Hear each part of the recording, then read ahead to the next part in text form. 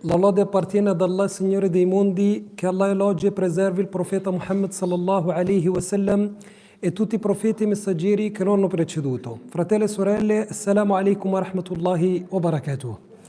Jazallahu khairan i giovani del Masjid di Vicenza per questo invito e che Allah subhanahu wa ta'ala lo renda nelle mizan delle hasanat e che Allah subhanahu wa ta'ala renda questa seduta per noi una prova nel giorno del giudizio, non una prova contro di noi. Ramadan, benefici e regole. Inshallah l'argomento sul Ramadan sarà suddiviso in due parti, come ha illustrato il fratello. È la prima parte in cui si parla di benefici e ricompense di Ramadan, e questa inshallah la rinviamo all'incontro con i fratelli e le sorelle di Bassano del Grappa. Invece qua inshallah al Masjid di Vicenza andremo a studiare alcune regole molto inshallah velocemente riguardanti il digiuno di Ramadan, ovvero quello che deve sapere ogni musulmano dal punto di vista di regole sul digiuno affinché il suo digiuno sia valido. Quindi è una lezione molto importante, di grande importanza, perché non stiamo parlando di una cosa raccomandata, fratelli e sorelle, ma stiamo parlando di un atto obbligatorio. Perché il profeta alaihi salatu wassalam ha detto: Talabul ilmi faridatun ala kulli muslim. La richiesta di sapienza è un atto obbligatorio per ogni musulmano. E quando ho illustrato ai sapienti che la sapienza è suddivisa in due tipi, una sapienza raccomandata e una sapienza obbligatoria. E la sapienza obbligatoria è quello che riguarda la tua dottrina, la tua aqida, che devi necessariamente sapere, e ciò che riguarda le tue adorazioni, che sono un pilastro, un obbligo, tipo la salat e le regole della salat, tipo la zakat, tipo Sawm Ramadan, tipo al-Hajj. Sono tutti atti che sono pilastri dell'Islam che ben conoscete, ma che ognuno prima di mettere in pratica queste azioni deve sapere. Perché come sappiamo, fratelli e sorelle, Allah perché ci ha creato? Per adorarlo. وَمَا خَلَقْتُ الْجِنَّ وَالْإِنسَ إِلَّا لِيَعْبُدُونَ. Al fine che questa adorazione venga accettata presso di Allah subhanahu wa ta'ala, hanno illustrato i sapienti che ogni adorazione ha due condizioni necessarie, se no questa adorazione è rigettata. Quali sono queste condizioni, o sapienti, affinché la mia adorazione, che sia una salat, o che sia un digiuno, o che sia ogni tipo di adorazione, venga accettata presso Allah? Il primo è l'ikhlas. Che questo atto d'adorazione lo fai per Allah, per compiacere Allah. Dice Allah: وَمَا أُمِرُوا إِلَّا لِيَعْبُدُوا اللَّهَ مُخْلِصِينَ لَهُ الدِّينَ. Ti ha ordinato Allah di adorarlo, ma come? Con ikhlas. Quindi non viene accettata presso Allah un'opera in cui c'è riya, o in cui non viene voluto dietro quest'opera il volto di Allah. Quindi digiuno per chi? Non perché i musulmani digiunano. Digiuno non perché i miei genitori mi dicono di digiunare, no, digiuno per Allah. Perché Allah mi ha ordinato di digiunare. Infatti coloro che gli verranno perdonati i peccati saranno coloro che digiuneranno con fede. Man sama Ramadan e basta? No. Imanan. Che digiunerà Ramadan avendo fede in Allah subhanahu wa ta'ala, che Allah gli ha reso obbligatorio il siyam e che lo fa per Allah. Innama nut'imukum liwajhi Allah la nuridu minkum jazaan wala shukura. Quindi la prima condizione è che io faccio quest'opera, questa adorazione per compiacere Allah subhanahu wa ta'ala. Seconda condizione, che questa adorazione che tu fai deve essere conforme a come l'ha illustrata il nostro amato profeta Muhammad sallallahu alaihi wasallam. E tu, senza imparare, come fai a comprendere come questa adorazione ha ordinato il profeta venga fatta? E come fai, se non impari, a sapere che questo digiuno che stai facendo è conforme a come ha illustrato il nostro amato profeta alaihi salatu wassalam, e da quale Imam al-Bukhari, nel suo kitab che ben conoscete, che è Sahih al-Bukhari, ha dedicato un capitolo per questo argomento, per mostrare alla Umma l'importanza dell'imparare prima dell'operare, prima del parlare. Vuoi fare la da'wah? Bene, devi imparare. Vuoi pregare? Bene, devi imparare. Vuoi digiunare? Bene, devi imparare. Infatti l'Imam al-Bukhari ha dedicato un capitolo, l'ha chiamato Babul Ilm qabla al-qawli wal-amal. Il capitolo della sapienza prima di parlare e di chiamare ad Allah o di fare la da'wah, e prima dell'operare. Quindi è richiesto noi imparare al fine di operare, e questa adorazione venga accettata presso Allah, perché la farò conformemente a come l'ha fatto il profeta Muhammad. Perché il nostro amato profeta alaihi salatu wassalam ha detto: Man amila amalan laysa alayhi amruna, il risultato fahuwa rad. Chiunque faccia un'opera che non è conforme a ciò che ha portato il profeta Muhammad, quest'opera verrà rigettata. Tu puoi anche digiunare tutto il giorno e tutta la notte, ma il tuo digiuno non è conforme a come l'ha portato il profeta Muhammad, è rigettato. Ma io ho digiunato, è rigettato. Perché? Perché non è conforme alla sunnah. I 3 che sono venuti da Aisha e hanno domandato sull'adorazione del profeta ﷺ. Uno di loro cosa ha detto? E io digiunerò e non romperò il digiuno. Alla fine cosa ha detto il profeta quando ha sentito questo? Ha detto: Man raghiba an sunnati falaysa minni. Nonostante uno ha detto farò qiyam di tutta la notte, l'altro ha detto non mi sposerò con le donne, l'altro ha detto io digiunerò e non romperò mai il mio digiuno. Ma il profeta cosa ha detto? Che ciò tutto verrà rigettato. Perché? Perché non è conforme a ciò che ha portato il profeta. Quindi non farti ingannare dalla quantità. Ad-Dhuhr, quante rak'at è? Quanti? 4 rak'at? E se io prego Dhuhr 6 rak'at? E di più o di meno? Leggerò di più il Fatiha? Farò un sujud di più? Il sujud ti avvicina ad Allah. Ho fatto 6 rak'at. È rigettata questa preghiera. E quella da 4 verrà accettata, quella da 6 verrà rigettata. Perché? Io ho aumentato, ho fatto di più. Non è conforme a come l'ha portato il profeta Muhammad. Quindi, non viene accettata. Da qua capite l'importanza dell'ilm. Prima di operare affinché questa adorazione che andrò a fare venga accettata presso Allah subhanahu wa ta'ala, al fine di non avere a fine giornata sete, fame e non aver guadagnato nulla se non ciò. Infatti il profeta alayhi salatu wassalam cosa ha detto, fratelli e sorelle? Quando Allah vuole il bene per te, ti dona la comprensione del din, ti porta in queste sedute in cui non c'è ghiba, non c'è nemima e non siamo qua uniti per beni terreni, ma siamo qua al fine di comprendere il nostro din. La nostra intenzione è essere venuti qua per imparare delle regole affinché il digiuno di questo Ramadan, insha'Allah ta'ala, sia un digiuno accettato presso Allah subhanahu wa ta'ala. Che Allah subhanahu wa ta'ala ci faccia raggiungere il mese di Ramadan e ci sostenga nel suo digiuno e nelle veglie delle sue notti. Innahu waliyyu dhalika wal qadru alayh. Per quanto riguarda l'argomento delle regole del digiuno, l'argomento, fratelli e sorelle, è molto lungo. Io ho cercato di raccogliere più regole possibili, semplificando il più possibile, come è sempre stato il mio metodo, perché so che il fiqh è una materia pesante e ha bisogno di concentrazione. Portare Shabab sabato pomeriggio in masjid a parlare di fiqh non è una questione facile, però cercheremo inshallah di alleggerire il più possibile l'argomento, cercando inshallah di andare a toccare quei punti di cui necessitiamo ognuno di noi. Che cos'è il digiuno? E in cosa consiste il digiuno sharaitico? Noi parliamo del digiuno siyam come adorazione, perché c'è chi fa il digiuno ma non è un digiuno sharaitico. Lo chiamano dieta, lo chiamano altre cose, ma non è digiuno. Qua parliamo del digiuno sharaitico. Che cos'è il digiuno sharaitico? Hanno detto sapienti che il digiuno sharaitico è astenersi dalle invalidanti del digiuno, dall'alba fino al tramonto con la niyya, con l'intenzione. Una descrizione molto importante da conoscere. Quindi che cos'è il digiuno sharaitico? Mi astengo da tutto ciò che invalida il digiuno. Cosa invalida il digiuno lo vedremo. Ci sono delle cose che invalidano il nostro digiuno. Io mi devo astenere da queste cose che invalidano il mio digiuno da quando? Per tutta la giornata? No, per un determinato periodo di tempo durante la giornata, ovvero dall'alba fino al tramonto e basta, no, con l'intenzione. Ovvero di avere quell'intenzione di astenerti da questi invalidanti non perché vuoi dimagrire, non perché vuoi perdere peso, non per la tua fisicità, no, tu lo fai perché è un atto di adorazione ad Allah. Questa è la niyya. Quindi ci deve essere la niyya.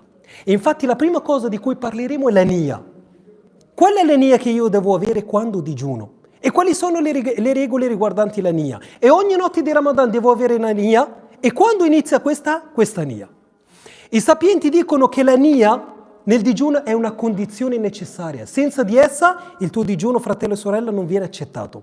È stato riportato da Abu Daud che il profeta alayhi salatu wassalam disse: chi non raccoglie nel suo cuore l'intenzione prima del Fajr, il suo digiuno è invalido.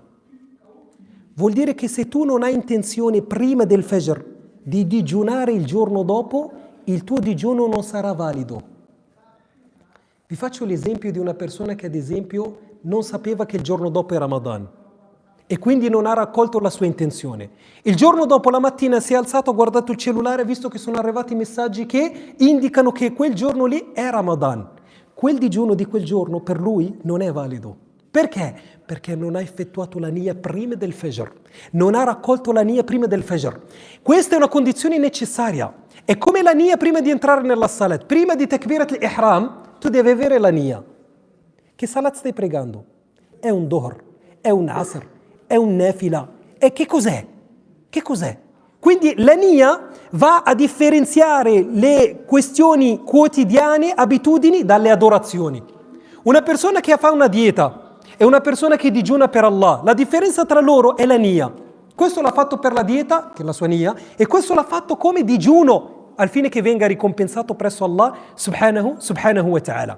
Una persona che si alza prega 2 rak'at, poi fa salam, poi si alza come colui che viaggia, poi si alza ancora e fa altre 2 rak'at.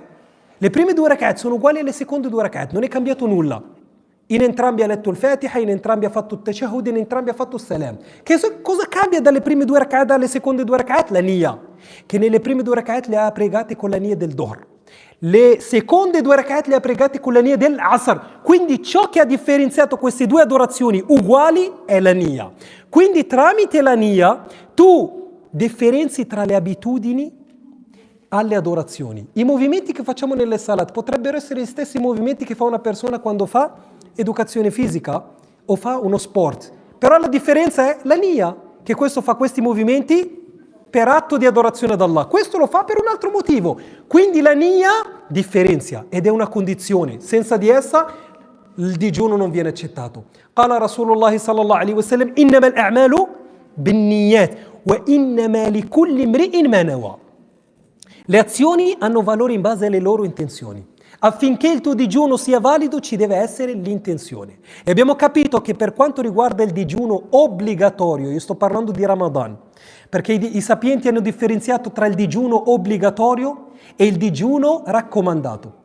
Per quanto riguarda il digiuno obbligatorio, e quando intendo obbligatorio intendo Ramadan, e per le persone che non hanno digiunato alcuni giorni di Ramadan, tipo chi era malato o chi era in viaggio o colui, ad esempio la donna che ha avuto il ciclo mestruale, quindi ha dovuto rimandare altri giorni dopo Ramadan, quando andrà a recuperare questi giorni deve prima dell'alba fare intenzioni di recuperare un giorno di Ramadan. E questa è una cosa importante, perché uno potrebbe anche svegliarsi la mattina, si sveglia tardi una domenica alle 10, dice ma oggi tanto ormai manca poco al Maghrib, faccio l'intenzione di digiunare. Questo vale come raccomandato, non come obbligatorio. Quindi non puoi recuperare un giorno di Ramadan in questo modo, no, perché la niyyah va raccolta prima del Fajr, come ha illustrato il profeta alayhi salatu wassalam.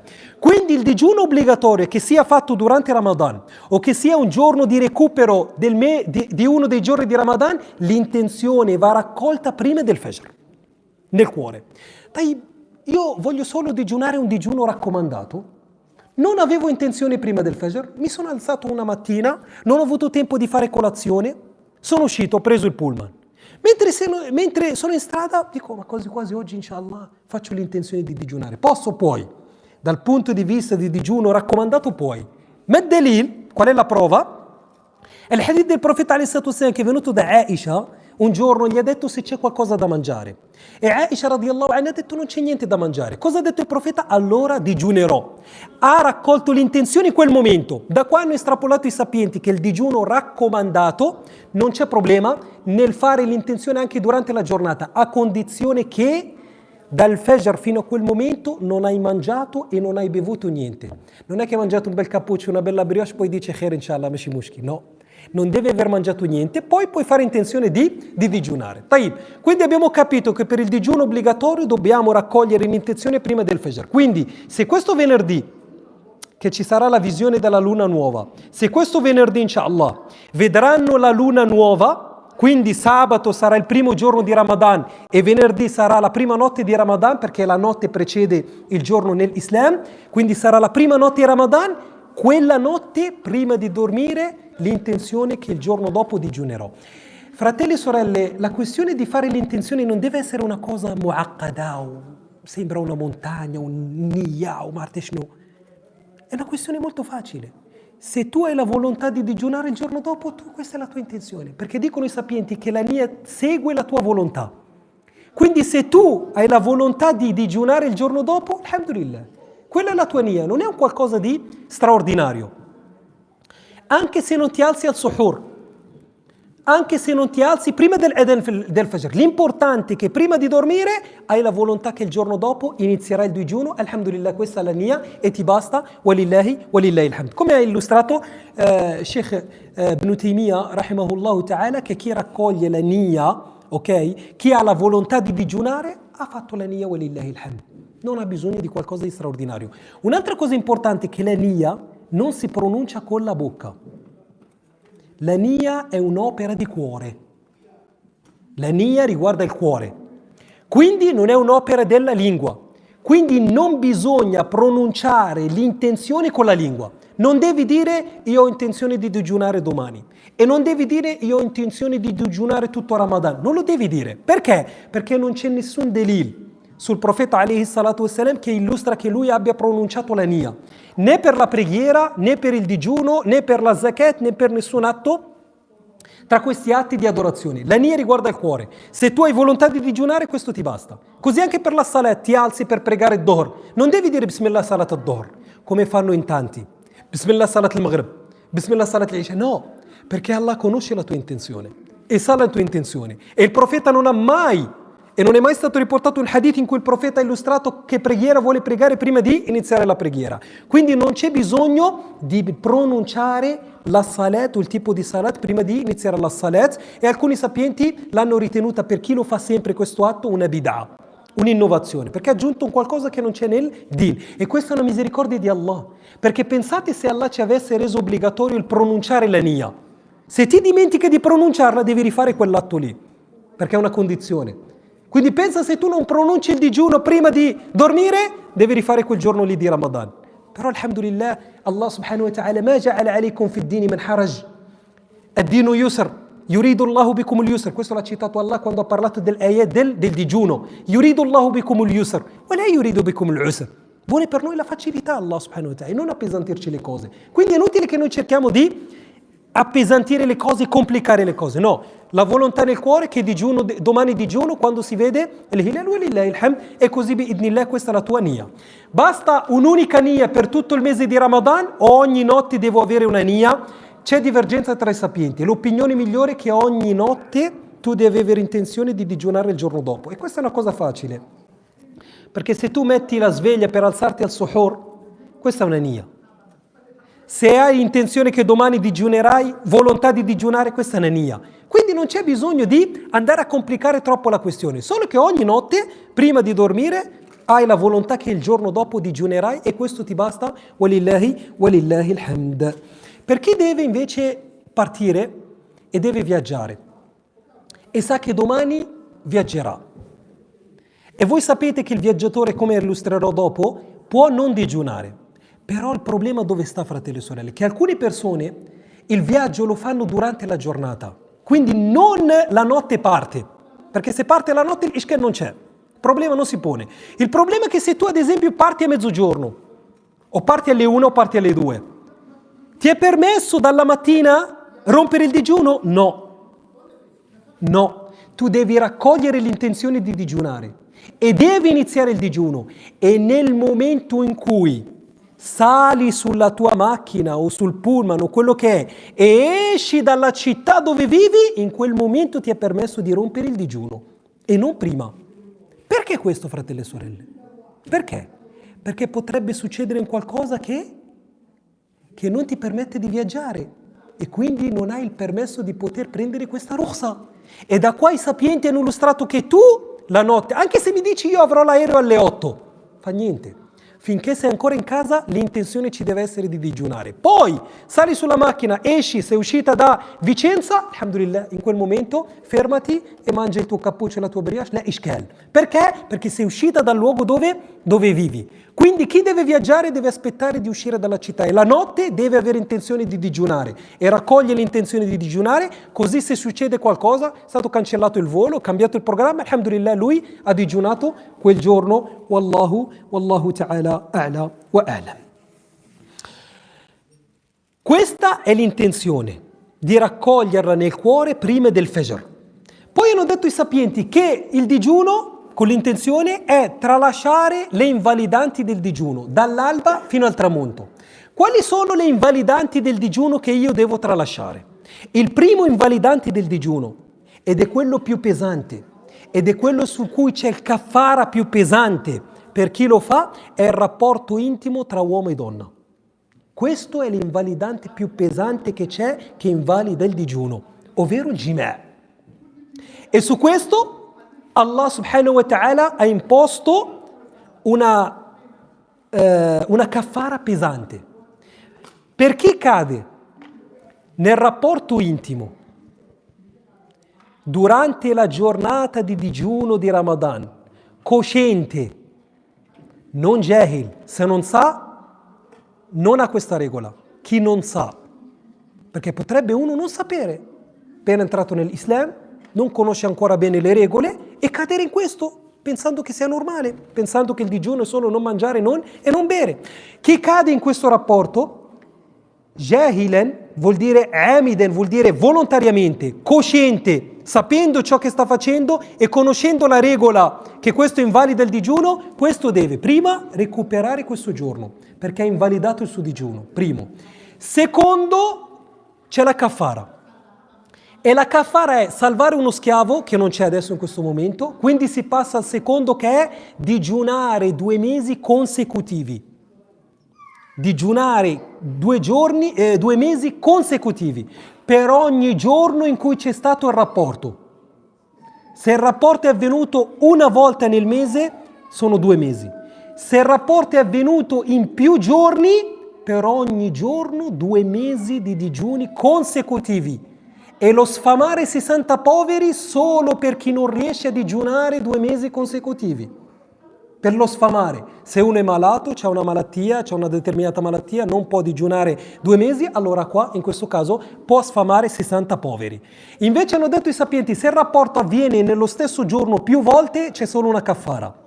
Se è in più giorni, ogni giorno una kaffara a parte. Se in un unico giorno, lo stesso giorno ha una kaffara unica per quel giorno. Ok? Quindi questa è la kaffara, come è stato riportato nel Sahihain, quando è arrivato il sahabi dal profeta alayhi salatu wassalam, ha illustrato che è caduto in questo errore di avere il rapporto con sua moglie durante la giornata di Ramadan, e gli ha illustrato il profeta alayhi salatu wassalam: se puoi salvare uno schiavo, ha detto no, ha detto puoi digiunare 2 mesi consecutivi, ha detto non riesco, ha detto riesci a sfamare 60 poveri, è il hadith, gli ha illustrato la kaffara, ok?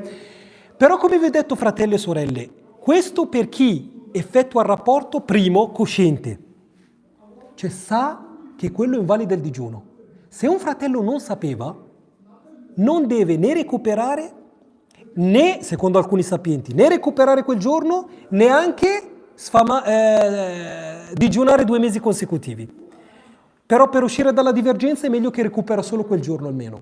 Recupera quel giorno perché lo ha invalidato tramite questo rapporto. Però se non sapeva, era ignorante di questa regola, deve solo recuperare questo giorno senza sfamare 60, senza digiunare 2 mesi consecutivi. E così anche chi è stato costretto. La costrinzione. Tipo la donna che viene costretta da suo marito. Se anche lei cade nel rapporto per sua volontà, ha la stessa regola. Deve recuperare questo giorno e deve digiunare 2 mesi consecutivi. Se invece lei viene costretta senza la sua volontà e la obbliga il suo marito, lui è un peccatore e lei non deve digiunare 2 mesi consecutivi. Perché? Perché è stata costretta. Quindi chi effettua ciò per ignoranza o non è cosciente e così anche è stato costretto, tutto questo, Rabbana la tu'akhidna in nasina o akhta'na. Ed è stato riportato anche il hadith che queste persone non viene tenuto conto di ciò che fanno. Questo per quanto riguarda chi cade in questo invalidante, ed è l'invalidante più pesante. Cosa intendono con jima'? Rapporto intimo. Questo non vuol dire arrivare al rapporto fino al consumo, no. Il solo rapporto, anche se non si arriva al consumo, alla fuoriuscita del liquido, questo invalida il digiuno. E cadi nella kaffara. E cadi in ciò. Il solo rapporto. Perché quando è arrivato l'uomo dal profeta Ali Sattu Sem, gli ha detto ho fatto ciò che ho fatto, il profeta non gli ha chiesto e non gli ha domandato i dettagli. Uscito il liquido, non è uscito. No. Gli ha detto che ha avuto il rapporto, si è fermato lì. Da quando è estrapolato i sapienti che se c'è il rapporto, questo invalida il digiuno direttamente e ci deve essere la kaffara. Questo per quanto riguarda il rapporto. Però una questione importante, fratelli e sorelle. Se l'uomo non digiuna, perché forse è malato, o perché forse è un viaggiatore, quindi è in viaggio, non ha digiunato, è arrivato, giorno di Ramadan. Sua moglie non sta digiunando perché forse è incinta o forse sta allattando. Ok? Quindi entrambi non sono in uno stato di digiuno. Qua non c'è la questione di non poter avere rapporti. Quindi non avere rapporti riguarda lo stato di digiuno e non lo stato di giornata di Ramadan. Sono due cose differenti.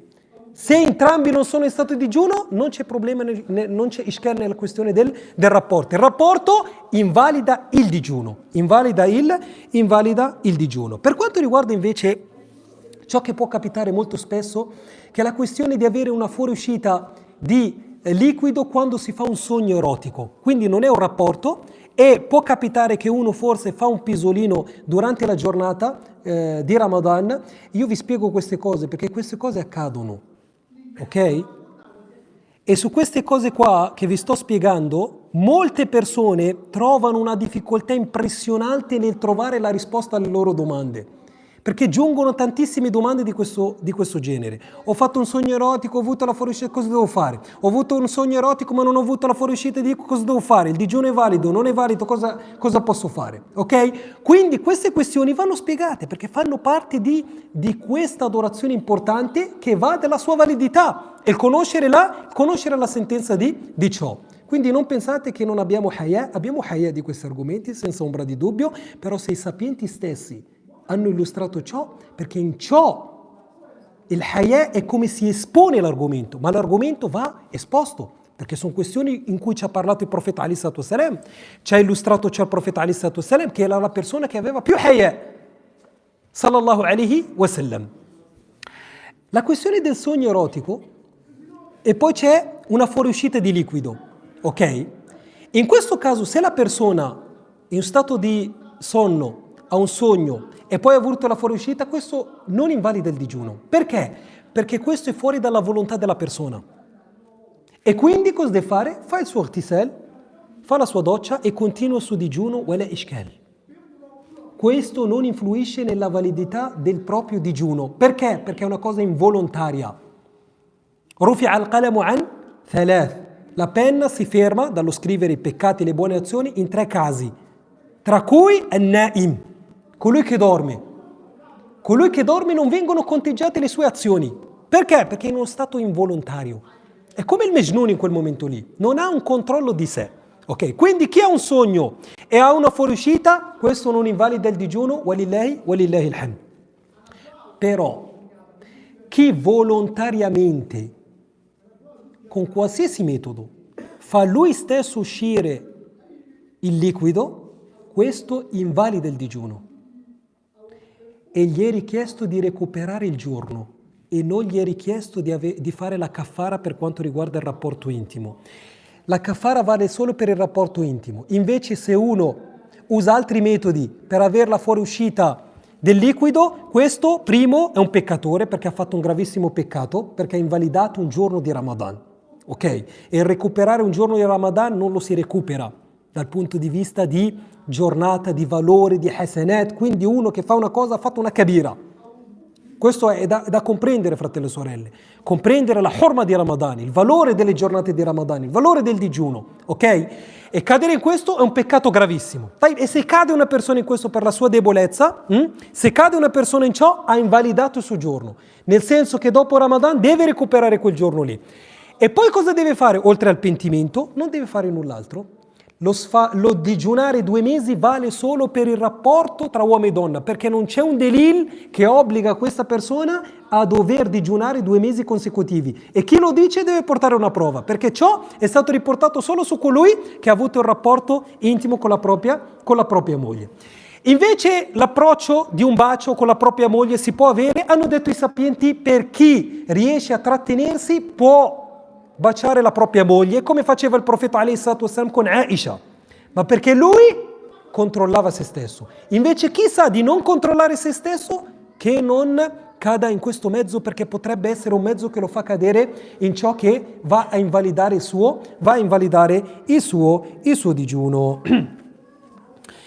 Questo per quanto riguarda la questione dell'invalidante del rapporto intimo. Poi c'è un'altra questione che capita spesso, che è la questione di quando si vede una donna e potrebbe che qualcuno senta che è uscito il liquido che viene chiamato il Medi, ok? E il Medi, come sentenza, questo liquido che esce in un momento erotico, che non è il Meni, totalmente differente, che quello esce quando c'è il consumo della voglia, invece il Medi è un liquido che esce, sempre trasparente, ok?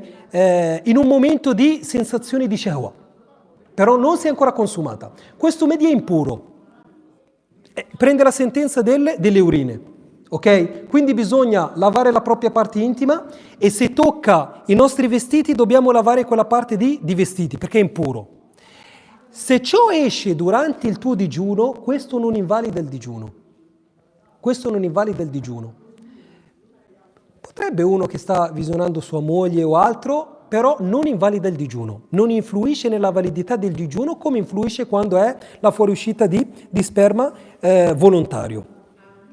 Per quanto riguarda invece chi ha avuto rapporti con la propria moglie di notte e non fa l'irtisal, e dorme in stato di janaba e si sveglia solo dopo l'adhan del fajr, questa persona il suo digiuno è valido, perché non è condizione di validità del digiuno essere in stato di purificazione, come la salat. La salat, al fine che venga accettata, deve essere in stato di wudu, è una condizione. Se non sei in stato di wudu, la tua salat non è valida. Il digiuno no. Il digiuno, anche se non sei in stato di wudu, il tuo digiuno è valido. Quindi se uno ha avuto rapporti oppure ha fatto un sogno erotico e ha avuto la fuoriuscita di sperma, quindi in uno stato di janaba, e dorme, non fa l'irtisal e dorme, e ciò è permesso, come faceva a volte il profeta alayhi salatu wassalam, come è riportato nel hadith di Aisha e non solo, e dormi e ti svegli solo dopo il fajr e ormai è iniziato il digiuno e tu hai fatto intenzione di digiunare, in questo caso il tuo digiuno è valido, ti è richiesto alzarti, farti la doccia e pregare il fajr, però il digiuno non viene influenzato da questo dallo stato di janaba. E questo vale anche per le donne in stato di ciclo mestruale, che potrebbe la donna purificarsi dal sangue di ciclo mestruale durante la notte e potrebbe forse non aver tempo per fare la doccia, forse si addormenta, dorme e poi si sveglia dopo il fajr e non ha ancora fatto l'irtisal dallo stato di impurità di haid.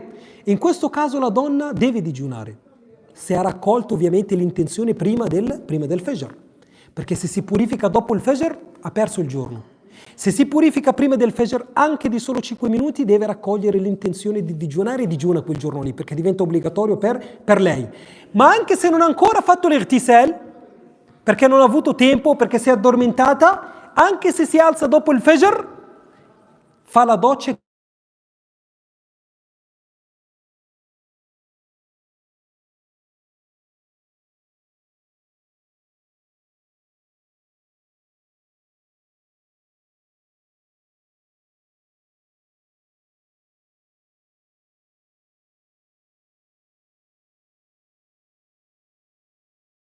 Questo invalida il digiuno ed è uno degli invalidanti del digiuno.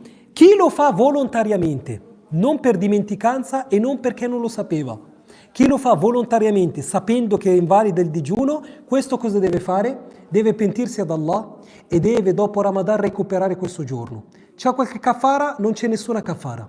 Per chi mangia volontariamente non deve dare nessuna kafara, però gli è richiesto recuperare questo giorno e sapere se lo ha fatto volontariamente che ha fatto un gravissimo peccato, che è la questione di mangiare volontariamente nel giorno di Ramadan, e anche se non l'ha fatto davanti alle persone deve sapere che colui che gli ha reso obbligatorio il digiuno lo vede e che ha fatto un gravissimo peccato che fa parte dei kaba'ir dhunub. Questo per chi mangia cosciente, sapendo che c'è invalida il digiuno. Ma chi mangia o beve involontariamente per dimenticanza, e questo capita tanto durante il Ramadan, che noi siamo abituati a mangiare e a bere, potresti tu durante la giornata, in un momento in cui stai facendo il tuo lavoro o altro, prendere l'acqua e bere, o prendere qualcosa e mangiare.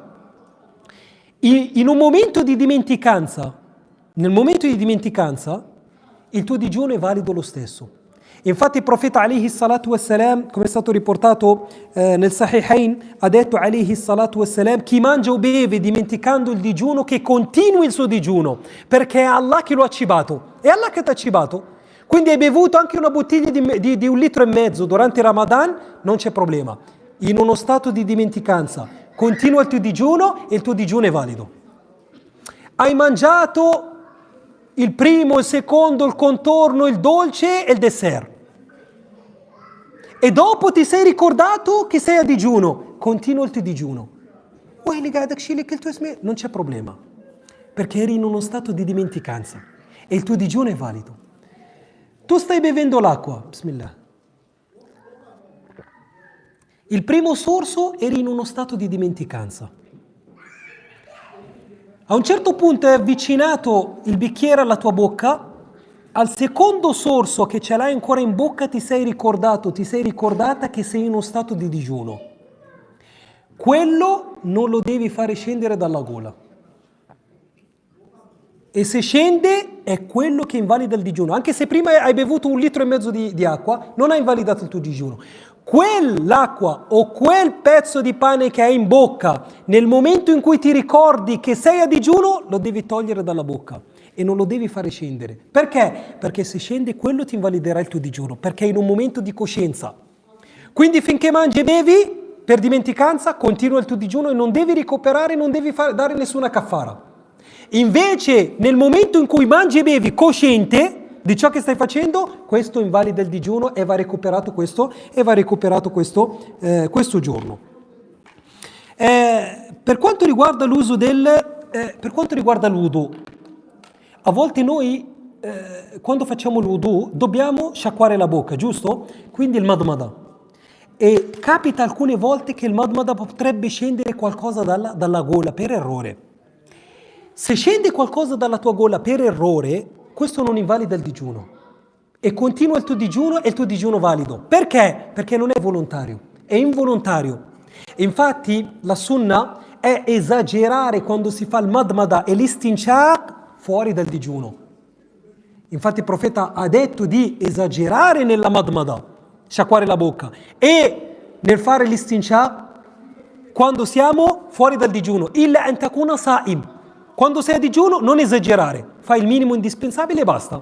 Ok? Sciacqui la bocca leggermente, anche il naso leggermente, senza esagerare, al fine di non rischiare che possa passare qualcosa dalla tua gola. E se passa qualcosa involontariamente per errore, non invalida il tuo digiuno, continua il tuo digiuno e il tuo digiuno è valido bi'idhnillah azza wa jal. Uno potrebbe dire ciò che rimane nella nostra bocca dopo aver tolto l'acqua dalla bocca, perché voi sapete che rimangono delle tracce d'acqua. Non possiamo dire che nel momento in cui togliamo l'acqua dalla madmada non è rimasto niente nella bocca. Questo hanno detto i sapienti ma'fuun an. Yesir. La Sharia non l'ha considerato. Hai tolto ciò che è maggiore nella bocca, però non lasciare un pochino sorto di gorra shekhiun sgarra mashi mushkara dunya. No, fuoriesce tutto quello che è in bocca, ciò che rimane che non si può togliere ovviamente, ma'fuun an, non vi è problema. La questione dell'uso del siwak, e su questo rientra anche il dentifricio e l'uso del dentifricio. Il siwak e il dentifricio è permesso usarlo in momento di digiuno a una condizione che non scenda ciò che c'è nella tua bocca nella gola. Quindi se tu usi il dentifricio in modo giusto, ok, e non scende nulla dalla tua gola, alhamdulillah il tuo digiuno è valido. Però è meglio evitare se si riesce il dentifricio, è meglio usare il siwak se si riesce. Però se uno ha necessità di usare il dentifricio, lo può fare inshallah, è permesso perché rientra sotto il hukm del siwak, però stare molto attenti che non scenda nulla dalla propria gola. Invece il siwak è permesso. Alcuni sapienti hanno detto che è makruh oppure l'hanno vietato, però l'opinione migliore è che si può usare il siwak, perché il profeta ﷺ in tutti i hadith in cui ha illustrato di usare il siwak non ha specificato che nel momento di digiuno non bisogna usarlo. Ha illustrato che se non fosse per appesantire la sua umma sallallahu alaihi wasallam avrebbe reso obbligatorio il siwak in ogni salat. E non ha separato tra la salat di chi digiuna o la salat di chi non digiuna, e lo ha detto anche per il wudu, e non ha fatto differenza tra chi è digiuno e chi non è digiuno. Quindi da qua hanno estrapolato i sapienti che l'uso del siwak è permesso sia per chi digiuna sia per chi non digiuna. Noi sappiamo che rimane qualcosa quando si usa il siwak in bocca, basta che non rimane tracce di siwak, di questo ud che rimane in bocca, ok? E così anche non usare il siwak che abbia dei gusti tipo la menta o tipo la menta e altri gusti che ci sono, questo no, deve essere normale, senza gusti, e usarlo non vi è problema inshallah in uno stato di digiuno. Wallahu ta'ala alam. Un altro invalidante del digiuno è il vomitare volontariamente. Vomitare volontariamente. Ha detto il profeta alaihi salatu wassalam, come ha riportato il Hakim, chi vomita volontariamente recupera il giorno, chi invece chi vomita involontariamente non deve recuperare il digiuno. Uno potrebbe digiunare o per sua spontanea volontà, tipo per chi mette le dita per vomitare volontariamente, questo rompe il digiuno e invalida il digiuno, perché ha illustrato il profeta che chi lo fa volontariamente, questo ha invalidato il suo digiuno, quindi dovrà recuperare questo giorno. Chi invece yaghlibuhu al-qay, vuol dire che è il vomito che è salito, non per sua volontà, questo non rompe il digiuno. Ma fratello, sale, scende non è importante per te, l'importante è che non è di tua spontanea volontà, perché ciò che è salito del vomito e ciò che è sceso è fuori dalla tua volontà. Quindi chi vomita volontariamente rompe il digiuno. Chi vomita invece involontariamente, ciò non rompe il digiuno e può continuare la sua giornata. E così anche tra le cose che rompono il digiuno e che invalidano il digiuno è il ciclo mestruale delle donne. Quando scende il sangue da ciclo mestruale per una donna, invalida il suo digiuno, che sia anche 5 minuti prima del Maghrib.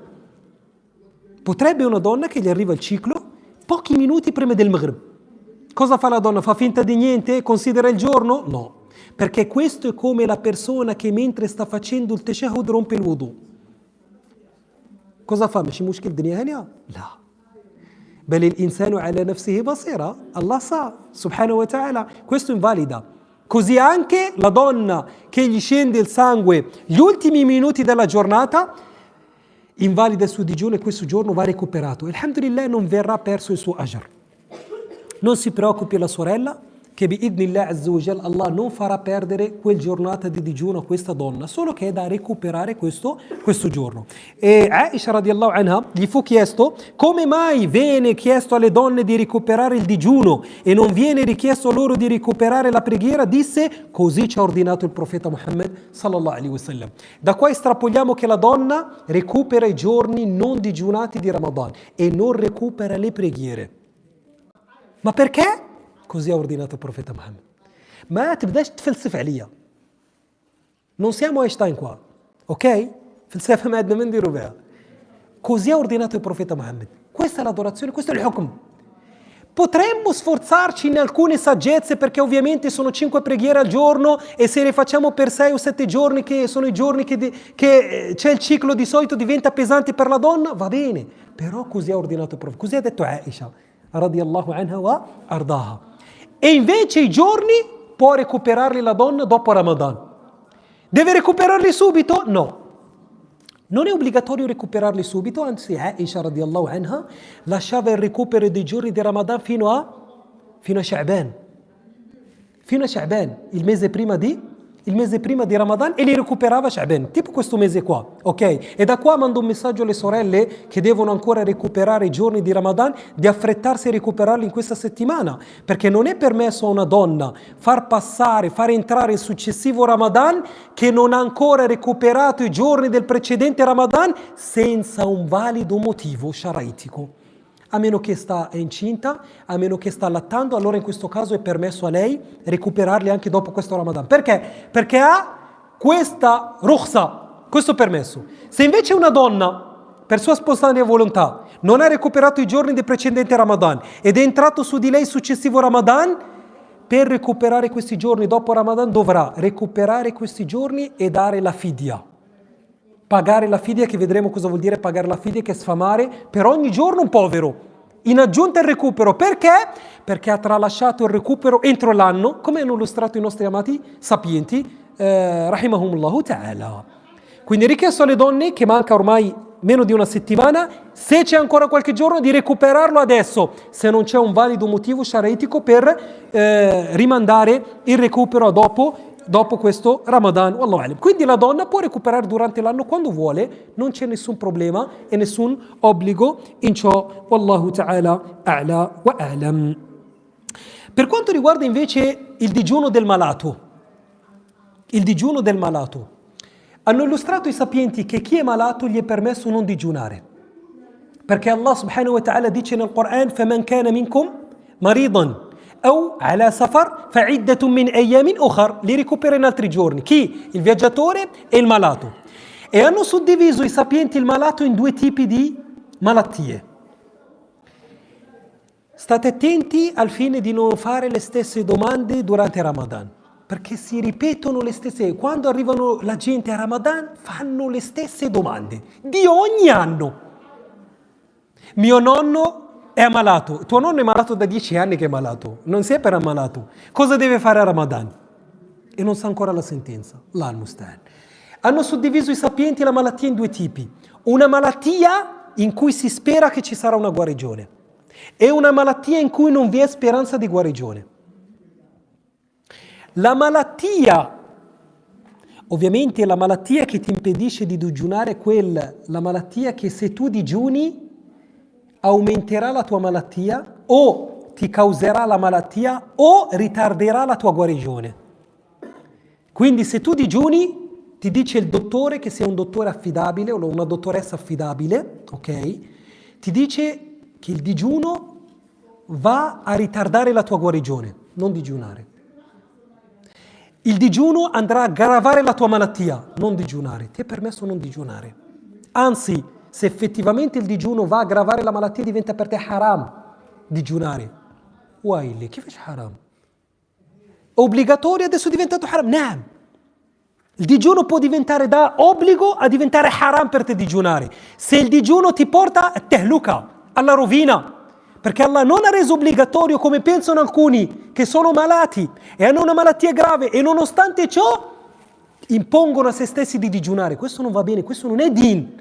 E questo non è fiqh, e questo non è ciò che ha ordinato Allah. Perché Allah dice nel Quran: وَلَا تَقْتُلُوا أَنفُسَكُمْ. Nel Quran in cui Allah ha ordinato di digiunare, ha detto di non uccidersi. Quindi ogni mezzo che può portarti a ucciderti, non devi farlo. Non devi farlo. وَلَا تُلْقُوا بِأَيْدِيكُمْ إِلَى التَّهْلُكَةِ. Non portarti in rovina. Tra queste cose, se tu digiuni e ciò andrà a aggravare la tua malattia o andrà a portarti a un'altra malattia, questo no, non è permesso, quindi non devi digiunare. Se questa malattia è una malattia in cui si spera in guarigione, tu non digiuni, poi quando guarisci recuperi. Quindi non devi dare la fidya. Non devi dare la fidya. Sai che guarirai, inshallah, potrebbe anche che guarirai tra un anno, tra 2 anni, Allahu a'lam. C'è speranza di guarigione, aspetti. Non digiuni e aspetti. Quando guarirai, recupererai questi giorni. Devi recuperare. Secondo caso è la malattia che non ha una guarigione. Quindi tu è una malattia permanente. Tipo coloro che hanno, ad esempio, che fanno l'insulina per il diabete e quindi gli è vietato digiunare. Alcuni, perché questo cambia da persona a persona in base a ciò che gli dice il dottore, e in molti casi chi usa l'insulina o altro o ha problemi ad esempio di reni, questo gli è vietato digiunare, ad esempio, gli vieta il dottore di digiunare. e quindi in questo caso questa è una malattia permanente. Cosa deve fare? Questo ovviamente non può recuperare i giorni anche dopo Ramadan. Questo فَعِدَّةٌ مِنْ أَيَّامٍ أُخَرٍ وَعَلَى الَّذِينَ يُطِيقُونَهُ فِدْيَةُ طَعَامُ مِسْكِينٍ. Andrà a sfamare per ogni giorno non digiunato, povero. Andrà a sfamare per ogni giorno non digiunato un povero.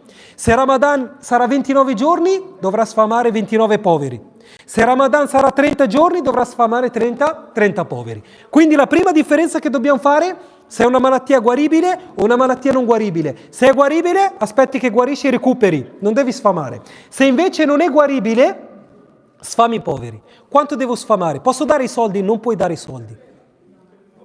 Perché le parole di Allah sono evidenti e non hanno bisogno di ta'wilat.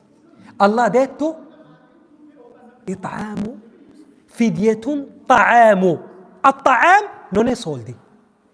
At-ta'am è risaputo, è cibo. Quindi è richiesto dare il fidya e cibo. Ma i soldi è meglio del cibo. Allah ti ha detto di dare cibo, ya akhi. Vieni perché? E se Allah ti avesse detto di dare i soldi? Ma no, la gente ha bisogno di cibo, non di soldi. Quindi noi usiamo sempre il nostro cervello. Allah ti ha detto ta'am, quindi te dai ta'am. Esci da qualsiasi questione su cui si può discutere. Allah ha detto ta'am, io do ta'am. Se nel giorno del giudizio Allah ti darà perché hai dato ta'am, dice Allah tu hai detto ta'am. Ma se tu dai soldi, Allah nel giorno del giudizio ti dice perché hai dato i soldi? Ma Allah io ho dato 50 euro. Fa niente. Ti ho detto di dare soldi? No. Perché? Tu devi dare ta'am. Quanto ta'am devo dare? A quante persone devo dare? Su questo hanno illustrato i sapienti che bisogna dare sa'unus. Scusate, nisfu sa', mezzo sa'. In quanto consiste mezzo sa'? 1,5 kg di cibo. Quindi è richiesto a chi non può digiunare dare per ogni giorno non digiunato 1,5 kg di cibo. Tipo qualsiasi cibo. Ta'am. 1,5 kg di pasta, 1,5 kg di riso, 1,5 kg di farina, 1,5 kg di carne. Ta'am. Posso io comprare per ogni prodotto 1,5 kg? Per ogni 1,5 kg è un giorno. Tipo una persona sa che è malato e Ramadan è durato 29 giorni, prende 29 prodotti. Oppure prende ogni prodotto 1,5 kg. 29 cose deve prendere. Non per forza differenti, tu puoi prendere anche 20 kg di farina, basta che per ogni giorno è 1,5 kg. Quindi se sono 15 kg sono 10 giorni per te. 15 kg di farina sono 10 giorni. Conti 10 giorni. Poi prendi questo pacco alimentare e lo porti a una famiglia bisognosa unica, questo è valido. Per tutto il mese Ramadan. L'importante è che ogni giorno è 1,5 kg. Questo è l'importante, il kimia, nisfu sa', come hanno illustrato i sapienti. Quindi hai questa possibilità di comprare prodotti, 1,5 kg per ogni giorno, metterli in un sacchetto e portarli a miskin, una famiglia bisognosa. Chi è il miskin? Chi è il miskin? Colui che non ha una casa? Colui che non ha una macchina? Colui che vive per strada?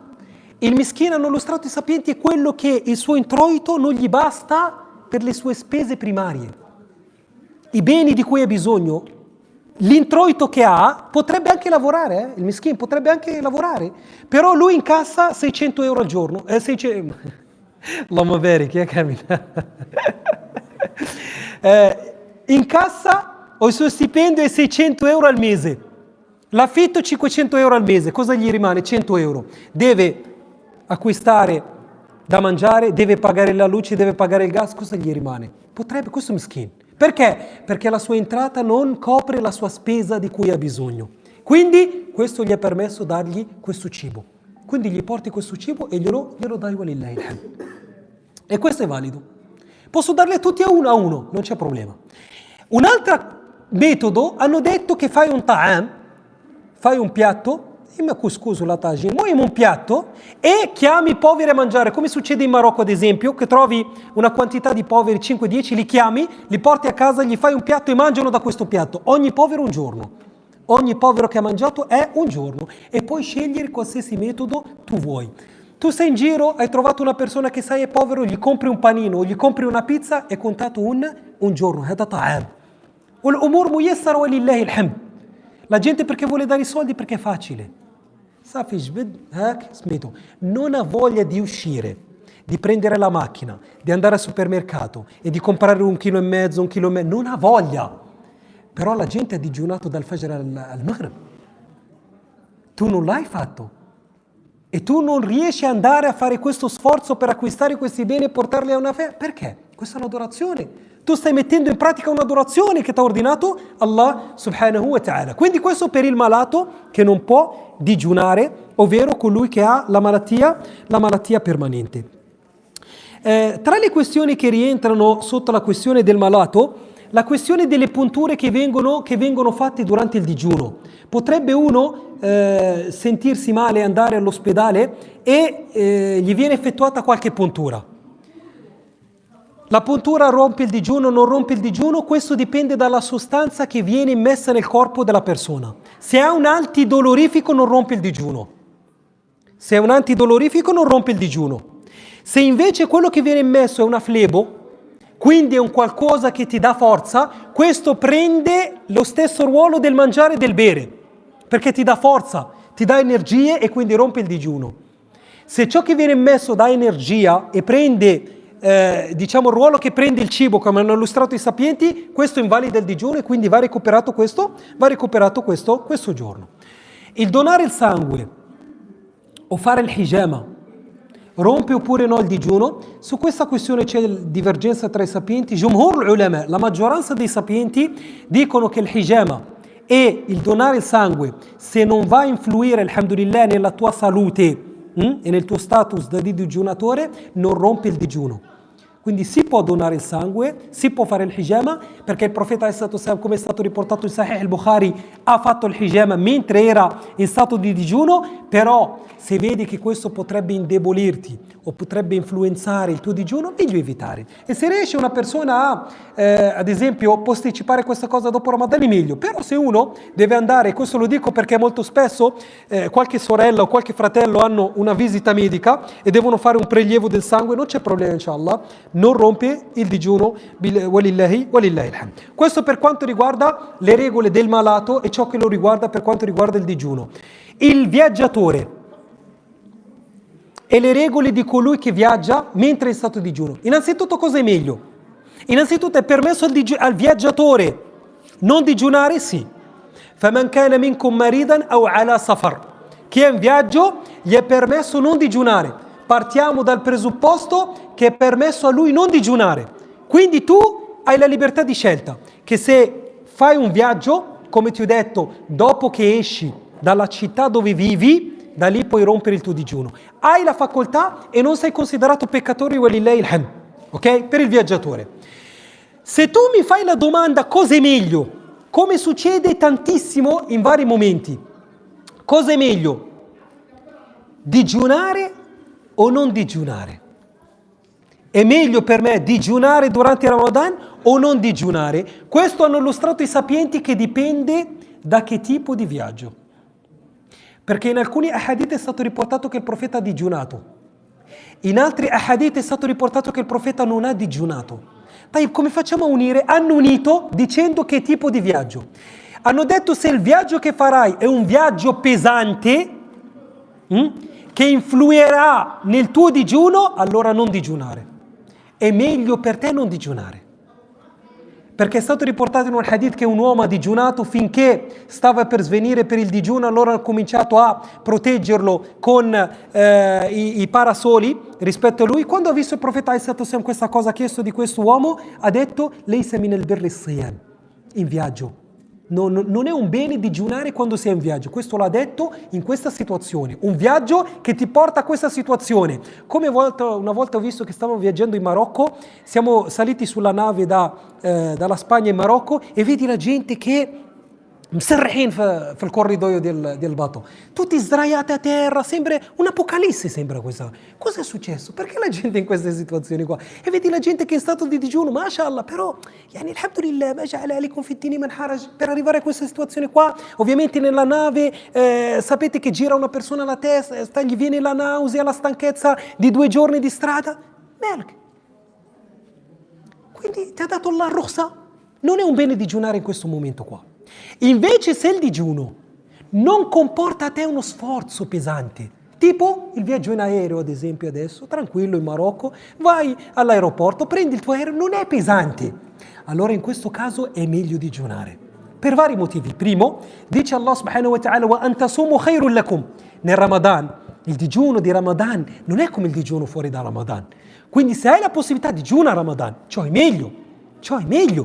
E soprattutto perché dopo Ramadan non avrai qualcosa da recuperare. Se tu non digiuni a Ramadan sicuramente dovrai recuperare, quindi hai un debito che dovrai saldare, e non avere debiti penso che sia meglio di avere i debiti, se non sbaglio, ok? Quindi il digiunare, se il viaggio non è pesante, ciò è meglio. Questo è il termometro o la bilancia per capire quando digiunare o quando non digiunare in un viaggio. Se il viaggio è pesante, non digiunare, questa è la sunna. Se invece il viaggio non è pesante, digiuna, perché questo è meglio. Wallahu ta'ala a'la wa a'lam.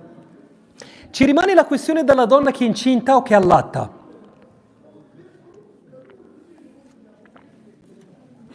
La donna che è incinta e che allatta durante Ramadan. Partiamo dal presupposto che la donna che è incinta o che allatta, se riesce a digiunare, deve digiunare.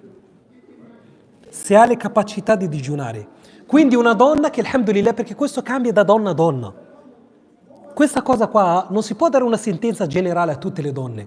C'è chi il digiuno non influisce nella sua salute, né influisce nel suo bambino, né influisce nel suo allattare il bambino. Subhanallah, ogni donna com'è il suo stato fisico, ok? Se la donna non influisce in lei il digiuno, quindi non l'aggrava, non le causa danno né a lei, né al bambino, né all'allattare il bambino, deve digiunare, perché non ha un motivo per poter non digiunare. Invece se la donna la danneggia lei il digiuno, o danneggia il bambino che ha nel grembo, o ciò influisce nel latte che poi deve allattare il bambino, in questo caso le è permesso non digiunare. Perché? Perché rientra come l'uomo malato o la donna malata. Rientra sotto la questione della donna malata. Tayyib. Se questa donna che non riesce a digiunare, o perché è incinta o perché allatta, dopo Ramadan cosa deve fare? Deve recuperare, non deve recuperare, deve dare la fidya, non deve dare la fidya. Su questa questione c'è una grandissima divergenza tra i sapienti. Ci sono 5 opinioni su questa cosa qua. Della donna incinta e della donna che allatta. Wallahu ta'ala a'la wa a'lam. L'opinione che più si avvicina al delil e alla prova è l'opinione che ha scelto Sheikh Ibn Uthaymin rahimahullahu ta'ala, che è l'opinione che dopo recupera i giorni che ha mangiato, senza dare la fidya. Perché? Perché hanno detto che è come il malato. Il malato cosa deve fare quando guarisce? Recupera, senza dare la fidya. Deve solo recuperare questi giorni. Perché è stato riportato in un hadith che Allah subhanahu wa ta'ala ha diminuito la salat al musafir e così anche il digiuno per la persona che è in stato di gravidanza. Ok? Quindi l'ha paragonata al musafir o l'ha paragonata al malato, e quindi il malato che sentenza è che quando guarisce recupera, e così anche la donna che è in stato di gravidanza, che non riesce a digiunare o che allatta e che non riesce a digiunare, aspetta inshallah, dopo recupera questi giorni che deve recuperare per quanto riguarda il suo digiuno. E chi vuole prendere l'opinione di Ibn Abbas o l'opinione di Abdullah ibn Umar, che hanno detto che la donna che è in stato di gravidanza o la donna che allatta non deve recuperare questi giorni ma dà solo la fidya, può, perché è un madhab, e c'è questa opinione.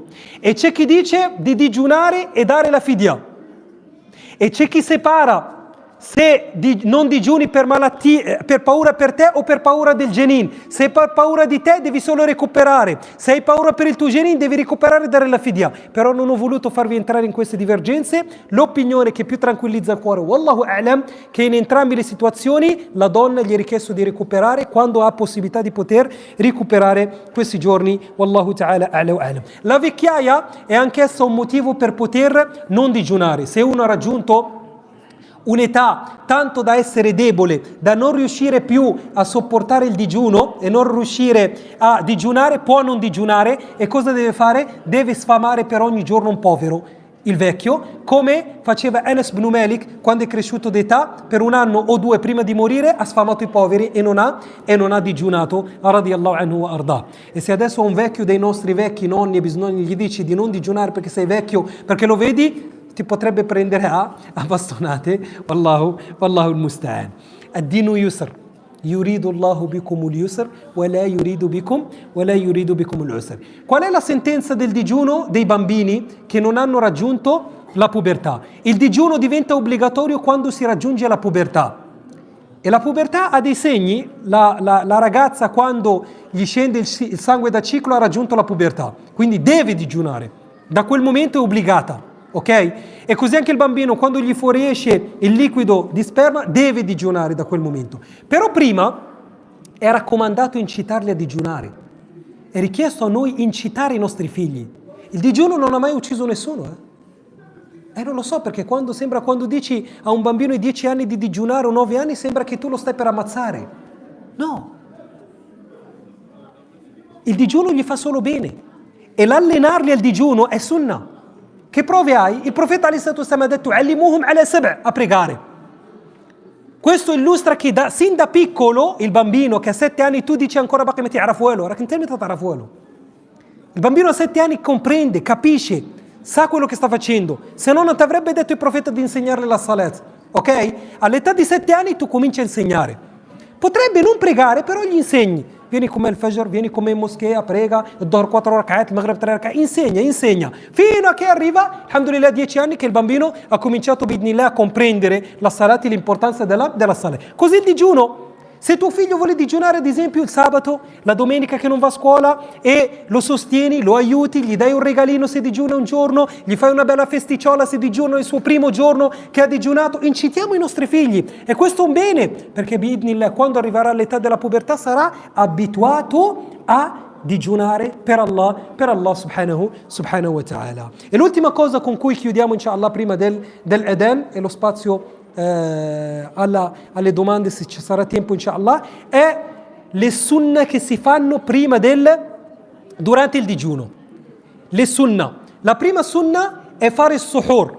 Il suhoor è il pasto che si fa prima dell'alba e non è obbligatorio. Vuol dire che se una persona non fa il suhoor, il suo digiuno è valido, però è raccomandato, perché il profeta alayhi salatu wassalam ha detto: fate il suhoor, tasahharu, fa inna fi as-suhuri baraka, che nel suhoor c'è la baraka, c'è del bene.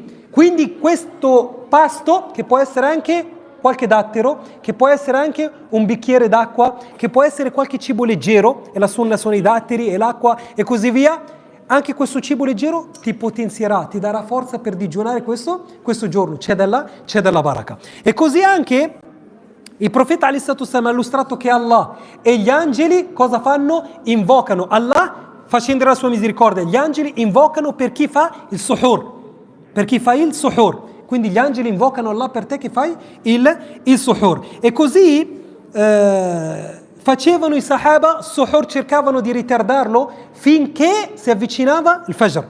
Questa è la sunnah, del cercare di ritardare il suhoor finché si avvicina il momento del Fajr. E così anche sunnah rompere subito il digiuno. Quando fa l'adhan rompe il digiuno, non deve aspettare che termina il mueddin o altro. Il profeta ha illustrato che la mia umma sarà ancora nel bene finché velocizzeranno a rompere il digiuno.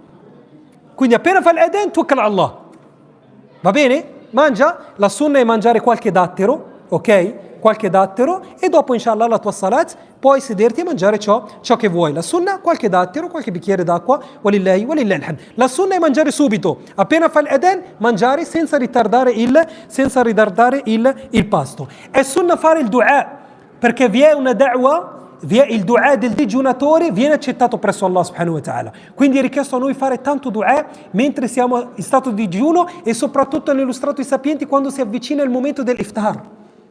Quando si avvicina il momento di iftar è un momento in cui è propenso che il nostro dua venga accettato. E la sunna che dopo aver fatto l'iftar dire ذهب الظمأ وابتلت العروق وثبت الأجر إن شاء الله. Se n'è andata la sete e così le nostre vene, alhamdulillah, si sono riempite e ثبت الأجر. Questo dua ti fa riflettere, fratello e sorella. La sete che sentivi durante la giornata se n'è andata. La fame che sentivi se n'è andato. Il mal di testa se n'è andato. La nausea se n'è andata. Cosa è rimasto? وثبت الأجر إن شاء الله. Ramadan dell'anno scorso, 29 giorni, 30 giorni di digiuno, cosa ti ricordi? Ti ricordi qualcosa? Passato. Cosa è rimasto? Inshallah al-ajr. Che incontrerai quando? Davanti ad Allah. Infatti ha detto il profeta alayhi salatu wassalam, لِلصَّائِمِ فَرْحَتَانِ. Per chi digiuna 2 momenti di felicità, un momento in questa vita e un momento nell'aldilà. Quando stai per rompere il digiuno è un momento di felicità, che hai passato un giorno di adorazione ad Allah subhanahu wa ta'ala. E un secondo momento in cui sarai felice, quando incontrerai Allah, che ti illustrerà quanta ricompensa e quanti hasanat ti darà per questo digiuno che hai digiunato. E l'ultimo consiglio che voglio dare ai fratelli e sorelle, anche se questo argomento rientrerà nella prossima lezione, il digiuno che vuole da noi Allah non è il digiuno dall'allontanarsi dal mangiare, dal bere, dalla shahwa.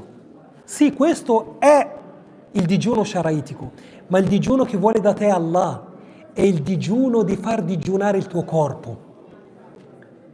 Il tuo stomaco deve digiunare da ciò che invalida il digiuno, ma le tue orecchie devono digiunare da ciò che ha reso haram Allah. Come può una a digiuno e mentre va nel pullman ascolta la musica? Che digiuno è questo qua? I tuoi occhi devono digiunare dal guardare il haram. Se no che digiuno è?